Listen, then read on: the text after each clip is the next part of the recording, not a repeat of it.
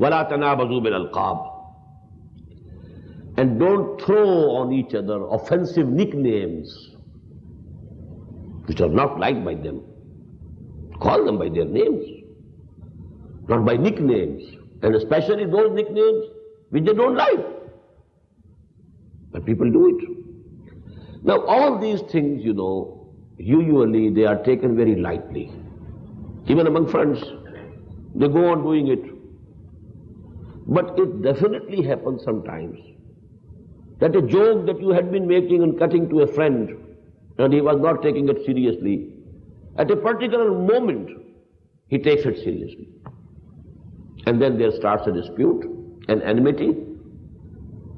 Long associations are gone. The bond of love finished. So what is the result? If two Muslims, if their hearts have gone apart, the weakness is to the Muslim Ummah.